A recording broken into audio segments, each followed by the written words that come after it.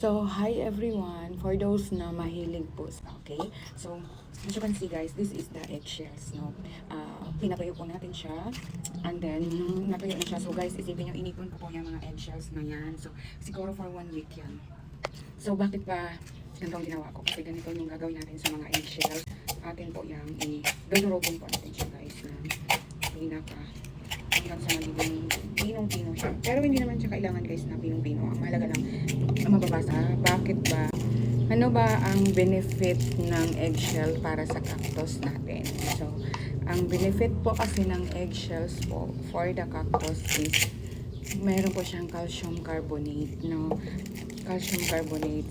So, ito na rin yung natural na vitamins din po ng mga cactuses, and then ano din po siya, nag-improve din po siya ng drainage po ng ating mga alagang cactus, dahil alam naman po natin hindi po sila mag-strive po sa isang soil na madikit, yung mga ganon. And then kapag mayroon pong ganito kasi, siya po yung na tumutulong na magkaroon po ng drainage po, na ma-improve ang drainage po ng ating mga alaga. Ano po?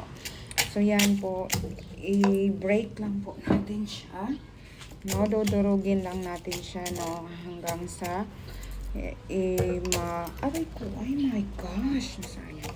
So, dudurugin lang po natin yan para mailagay po natin sa surface po ating mga cactus, no? So, yung calcium po ng eggs ay ma-absorb na po ng ating alaga. So, usually talaga pagka for 1 week po na-use ng egg namin,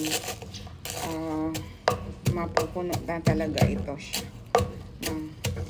So, yun lang siya guys. Ang mahalaga lang, madurog lang po siya. Hindi naman yung pinong-pino. Hindi naman siya yung pinong-pino. So, yan lang guys ang ginagawa ko sa mga eggshells, no? Kaya, alam nyo kung mayroon kayong alaga ng mga cactus, huwag yung sayangin yung eggshells nyo. O, diba? Kasi bakit? Malaking bagay po ito sa mga cactus po natin. So, isipin nyo, siguro po yung ito ay mga isang tray po siguro mahigit ng egg. Ang ating napatuyo. And then, yun, binasag lang po natin siya. Hindi naman siya yung okay. So, yan. Yan lang po siya.